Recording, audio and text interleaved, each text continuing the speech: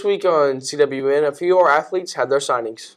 And our livestock judges had a competition this week. I'm Kendall. I'm Nathan. Today is Saturday, March 5th, 2022. You're watching Calallen Wildcat News Weekly Review.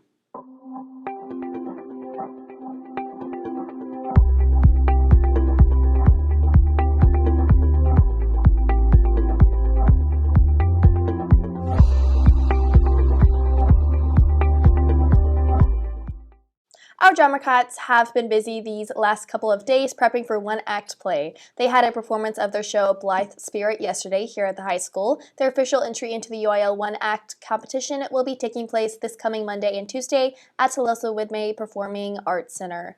Jonathan spoke to our theater director, Miss Leal, for more information on how prepping for the play has been. Let's take a look.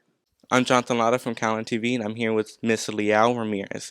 I heard that you have a competition of the one-act play on Tuesday. How is that going to go? Oh, well, hopefully it goes really well. So on Tuesday morning, we will head over to Tulsa Midway High School and prepare for the competition. 6 schools are competing for district.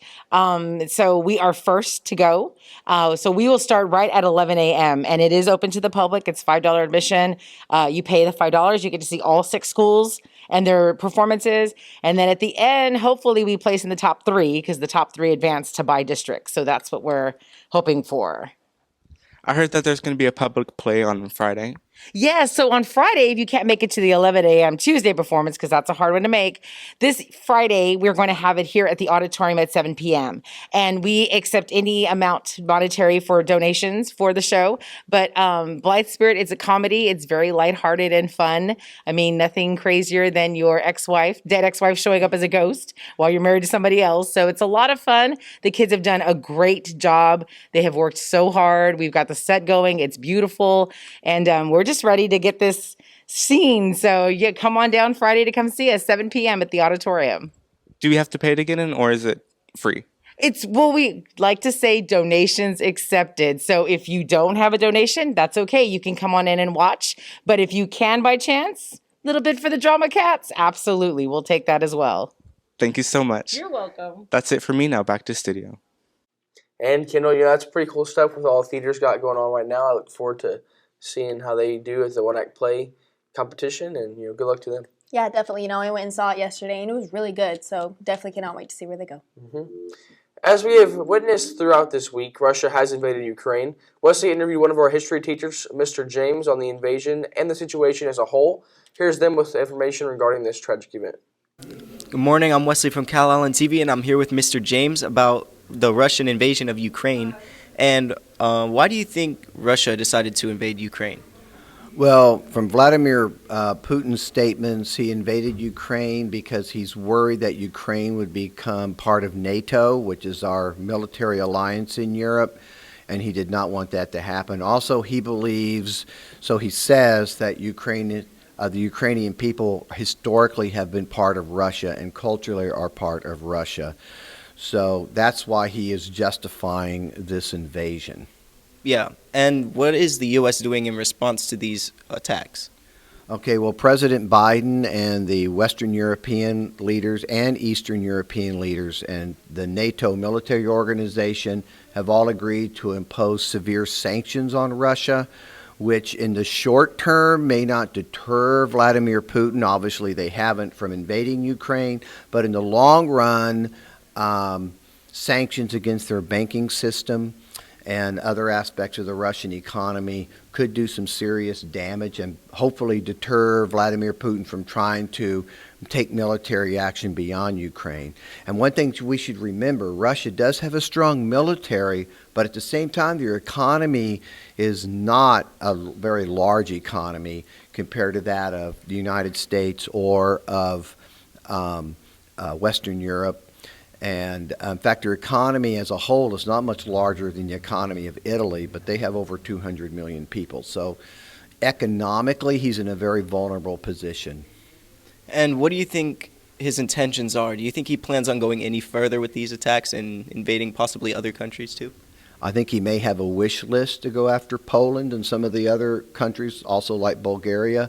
But we have to remember, those are NATO countries. This is very different because Ukraine is not part of NATO, so we are not under a treaty obligation to send troops to Ukraine. We are under a treaty obligation to defend Poland and Bulgaria and these other countries, and that could become very, very serious because, of course, if we have a direct confrontation with Russia, remember, they do have nuclear weapons, and so do we, and so do France and Great Britain. So this could become very serious. I agree, and thank you, Mr. James. That's all from us. Now back to you. And you know, Nathan, Ukraine is going on their second week with the war with Russia. And I know you're in Mr. James' class, and I've been lucky enough to sit into his classes. Do y'all talk about that at all? We do. So after we cover what we are required to cover in his class, we always do try to talk about some current events. And, you know, right now that is a big thing going on, and it's something that the whole world will see effects of. You know, here in America, we're going to see some gas prices start to climb and things like that. We can already see that at the pumps as we drive around town. So we are seeing the effects of that, and Mr. James does do a good job of covering that. Mr. James has been at Calallen for a long time and has done a good job at sparking a real political interest in the lives of a lot of his students throughout the years as he's doing this year. And so I feel like blessed to have been informed on everything going on.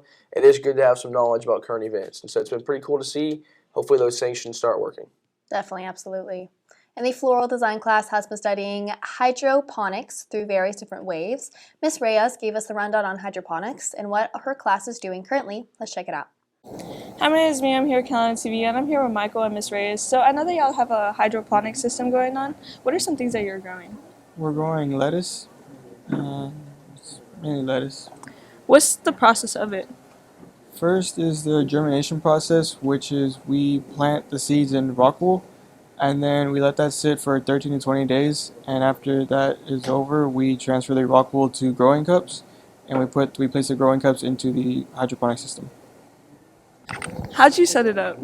So my 7th period actually set up the hydroponic system, and then after that, my 1st period kids, they set up the reservoir. So a reservoir is pretty much just a bucket with water, and you add your nutrients.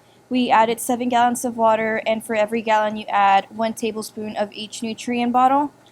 So we added 7 gallons and 7 tablespoons of each nutrient solution that we have. And then after that, we just added the pump, and then the water pump just pretty much goes through every layer of the hydroponic system. And hopefully it should be done by late April, hopefully early May. That's all from us. Now back to the studio. Calallen High School's livestock judging team had a competition this week. Curtis caught up with an ag teacher, Mr. Brooks, on the recent competition. Let's send to them to learn more about how our students performed and what they did. Good morning, Wildcats. It's me, Curtis. I'm here with Mason Ward and Nathan Atkinson. They just got back from some livestock judging contests this weekend. They actually just got back from San Antonio yesterday, and they had a pretty good turnout. You know, first overall team here at San Antonio, so that's pretty good deal. Mason Ward actually had a pretty good turnout this past weekend. He got a high point overall at Hondo and Victoria. So can you tell us a little bit about how that went for you? The coaches just kept on stressing, keep it simple, and I believe that's what we did when we went out there and judged some stock. But got them sorted and had a lot of fun. So yeah, definitely that's the whole deal. Going out there to have fun, And Nathan Atkinson did pretty good as well at all these contests. Nathan, what was your mindset? Going out there and going into these contests. Knowing what you knew and what you had to do. Man, biggest thing is the easiest thing to do out there is go out there and, like Nathan said, keep it simple and just line them up. You know what needs to be done, so taking care of it. Unfortunately, I fall victim to getting in my own head sometimes, and so right now my biggest thing is working on getting my questions right, taking quality notes, upping the scores on those questions, and then things will start to fall in order. But everybody on the team right now certainly has no problem lining them up. We got out there and we're pretty consistent on the floor, getting them lined up the way we all feel we should. That goes into our practice that we do here all the time. Now we're all working on our own things that we all need to individually work on, while still practicing as a team and making sure that we're lining them up on the floor. Definitely. It's always a team thing. You can't do anything. There's no I in team, right? So it's all about that teamwork. So definitely. Well, congratulations to y'all too. Again, if you see these two in the hallway, make sure to congratulate them. That's a pretty big deal, getting first overall with all those people. That's all from us. Now back to the studio. And Nathan, I heard you personally participated in the competition and we're traveling around with it. And knowing your team got first place, congratulations. So, what else is going on with that? Well, so we do have some more things coming up, some more practice contests before we get to district and area. So we look forward to participating in that. And, it's always good to go to somebody else's county and take a W there. We went up to Victoria and won that contest. So it was pretty nice to get a W there and learn about some stock and really get in the right mindset for the rest of the year. Definitely really cool. In Mrs. Burkhart's PRP physics class conducted a lab using slinkies to study the different kinds of waves and their movements. We spoke to Mrs. Burkhart during the lab about it. Let's take it to Cooper with more. Hi, I'm here with Ms. Burkhart, who is doing a lab, I guess, with their physics students. So what are you doing? Well, they're getting to explore labs. Friday they actually started part 1, and they had to create 3 different types of waves, a transverse, longitudinal, and a standing wave. And then they had to design some procedures to measure some information about them, like to get their velocity. So are the students designing the labs? Are they inquiry-based, sort of? Yes, so there's kind of not a lot of directions in the labs, and they actually get to design a method to find, like, how would you find the frequency, wavelength, the speed of the wave, for example. And sometimes it's just distance and time, but our standing wave uses frequency and wavelength. And today we're looking at the behavior of the wave, so we're seeing how the waves behave in different densities, tensions, and then also how the damping or friction affects the wave. Well, interesting stuff happening in the CHS Science Department, physics. All right, that's all from here. Back to the studio. We'd like to give a shout out to our BPA team who left for state last Wednesday. We are excited to provide you with the results, but you will have to wait until next Saturday. I have a lot of friends in BPA, and they're there right now. So I will let you know before y'all. Definitely really exciting. I'll tell you what, BPA is definitely one of those organizations that whenever you ask me about the top 3 things kids can join, it's definitely got to come and do it. It teaches people not only how to get into business, but how to really work on life skills that are going to help them throughout the rest of their lives. Absolutely, yeah. And the band has been busy recently working on auditions for state, ensemble, and more. Aiden caught up with Mr. Valpertz and some of our band members for more insight. Let's take a look. I'm Aiden Fernandez from Calallen TV, and I'm joined by Mr. Valpertz. So, Mr. Valpertz, what's going on in the whole band world that's happening right now? Because we've been hearing news about it. Yeah, fantastic. There's lots of things going on in band world. Things really actually never really stop. But we just had the UIL solo and ensemble contest, and we had a bunch of students that went to A&M Kingsville and did either solos or small ensembles or large ensembles. So all of our students did a fantastic job there. All of them got first division ratings, which is the highest ratings they have. And 9 of our students have moved on to the state solo and ensemble contest, which is a big deal, and that's held at UT Austin, and that's in May. And some of those students are with me right now. We've got Kevin Hernandez, who's also an All-Stater, and we've got Jose Magallanes. They both played solos, and they were also in this fantastic saxophone quartet. So both of them have qualified for the state solo and ensemble contest that will be happening in May at UT Austin. So we're very proud of our band students. All right. Sounds like a lot of hard work and really fun. All right, that's it from us. Now back to the studio. And now let's throw it over to Willie B with the Rundown on Sports. Thank you, Nathan, and good morning, Wildcats. This past week, we had a huge signing with a total of 3 athletes signing to go further their academic and athletic careers. The signing was filled with a lot of emotions and good laughs. We caught some footage of the signings and a few interviews. Let's check out the film. Good morning, Wildcats. Here we are with Curtis Brooks. He's going to be signed to Texas A&M Kingsville today. So, Curtis, how do you feel about signing Texas A&M Kingsville? I mean, it's an honor, It's something that I've always been wanting to do since I was a kid, and, dreams finally do come true, so I'm ready to get to work. We have a pretty big outcome today. We have a lot of people coming out. So, Curtis, what do you plan on majoring in and doing after college? I'm trying to major in sports medicine. I want to become like a physical therapist and, just carry my career from there. Well, good luck in all your future endeavors. Thank you. Good morning, Wildcats. I'm Brody Rogers, and I'm here with Daniel Garcia. So, Daniel, how do you feel about committing today? It feels amazing. I mean, I've done this for my mom, for my dad. They fought for me, and I fought for them. Mm-hmm. So you're going up to Sol Ross. So how do you think you're going to make a difference in that program? I mean, we have a good program. A lot of recruiters that they offered, I mean, they're really good. I mean, they just got 10 kids from LBJ and a couple linemen. And, I mean, we're looking good this year. I mean, we're going to make something different in that program. So, obviously, you're going to be a beast on the football field, but off the football field, what do you think you're going to major in? I'm going to do kinesiology. Kinesiology? Morning, Wildcats. I'm Nathan here with my fellow anchor, Willie B. We're talking about Big day for you today. You're signing with TLU. First of all, congratulations from all of us here at Calallen TV and all of us here at the high school. Tell us how you feel, what your plans are, for this upcoming season. Man, Nathan, I woke up pretty nervous this morning. I never thought this day would come. Watching upperclassmen in my past year sign, it was just like I wanted to do that. So, I never thought this day was going to come, and I was pretty nervous. So, Willie, since you are going on scholarship, you are going to be playing both on the field and you're going to be in the classroom as well. So tell me what your plans are for your major and what do you plan on doing after high school? I'm a major in sociology and get a minor in criminal justice. Alrighty, so how you feel about this upcoming season? Pretty pumped, and how you think the team's going to do? Well, I feel like I have a good shot getting there, starting, putting a difference in the program. So, I'm going to just work hard all summer in this offseason and see what I can do with it. Yes, sir. Well, once again, congratulations, and go up there and kick some rear, man. My man. The girls' powerlifting team competed down in Edinburgh this past week and had a few of the girls qualify for state. We caught up with Coach Hofstetter for more information. Let's see what he's got to say. Hi, my name is Mia. I'm here at Calallen TV, and I'm here with Coach Hofstetter. So, Coach Hofstetter, I know that you had multiple girls qualify than you usually do. What did you do different this year, and how are you feeling about it? Well, this year we had 10 girls qualify with one alternate as well. How are you feeling about your 4 state qualifiers? I'm excited, and actually all 4 really have a legitimate shot of placing, which is awesome. We potentially, Kaylee Liao is regional champ. She potentially could be state champ if all goes well. Jasmine Earl's got 3rd at regionals, and she has a legitimate shot to hold that 3rd spot at state, even maybe even slide into the 2nd spot with a really good day. Caitlin Tagle right now is probably sitting at the state. She's probably going in at 5th, 6th, somewhere on there. And Britta O'Neill kind of the same situation, kind of sitting at 5th, 6th. So they have a good day at state. We could be coming home with some hardware, so that'd be awesome. Well, congratulations to y'all, and good luck to y'all. Our friend Maddie caught up with Coach Chapman about the tournament that is going on. Let's check it out. Hi, it's Maddie with Calallen TV. I'm here with Coach Chapman. So y'all have a 4-field tournament this coming week. What does it take to put on that big of a tournament? It takes a lot of planning and to make sure that everything goes smooth throughout the tournament.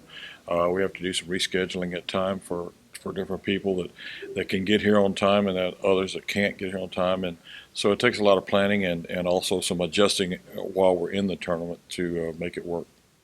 And I know like the proceeds y'all get at the games, are y'all splitting it in between all the schools, or are y'all just going to take all of them? Like, what's the plan on that? Well, the home schools take the proceeds from the gate sales, and we get all the stuff, all the proceeds at Calallen, and the most games are played at Calallen. And then who do you think is going to be the toughest component in this tournament? Well, without a doubt, the whole tournament is tough. There's several ranked teams in the tournament, with Sinton being the #1 ranked team in 4A, and of course we're ranked, I think, and as well as China Spring, and we're playing both of those this weekend, and there's a lot of 5A schools and some 6A schools as well. Okay, well, thank you, Coach Chapman. Now back to the studio. And we had just played Sinton in an amazing game last night, but we won't spoil that one for y'all. So the tournament is still currently going on, and we'll have more information on the tournament next week. Our girls soccer team played in their cancer awareness game and won 13-0. Let's take it to Coach Love and some of the players with more information. Hi, it's Maddie with Calallen TV. I'm here with Coach Love. So soccer has a game this Friday. Can you tell me a little bit about that? So this Friday we'll be going to Alice to play, and we'll see what we can take care of. There it'll be a grass field, so it's going to be a little bit different for us, not playing on turf. But we'll see what we can do and putting some goals in the back of the net and taking care of our defensive side. And I know y'all have a fundraiser going on right now. It's can you tell me a little bit about that too? Yeah, so on Saturday we're going to have a cancer awareness fundraiser. So we just sold our cancer awareness shirts and had our game on Tuesday and honored those individuals. And then on Saturday we'll have our cancer awareness car wash starting at 10 and we'll go till 2. It'll be right out front of the school here. So if you're interested, tickets are $10 or donation here the day of. So if you see a soccer player, please ask. Okay, well, thank you, Coach Love. Now back to the studio. And that's the latest on Calallen Sports. Now let's send it back to Nathan. You know, Nathan, powerlifting and those girls going to state, that is amazing. Definitely something I would not be able to do. So congratulations on that.